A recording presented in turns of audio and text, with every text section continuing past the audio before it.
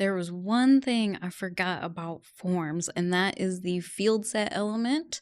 The Fieldset element is used for when you want to group similar form fields together.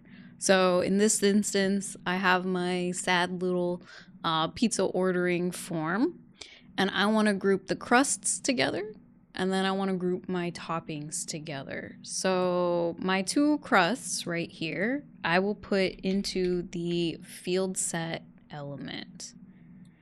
So I will move the closing tag down. There we go. So the Fieldset will house both of these different form fields and their labels, and it groups them together.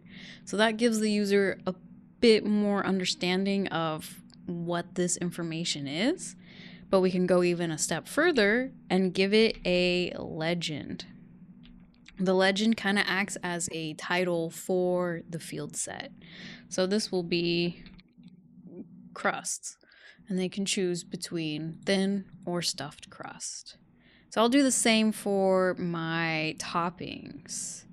I will put them inside of a Fieldset to group them together because they're all toppings.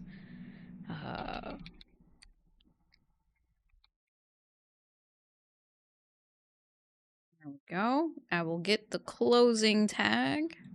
Oh, this goes in the legend. I'm going a little ahead of myself here.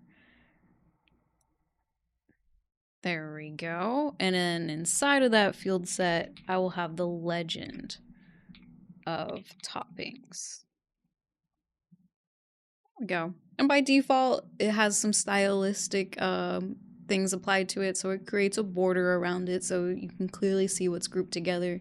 And I like how the legend is like within the border. I think that's kind of interesting, but you can always change that if you don't like that. The main takeaway here is that you can group form fields that should go together. So for instance, my toppings, I want them all to be grouped together because they're all toppings. And then you can add a legend that specifically tells you what that kind of information is. So that's the Fieldset element.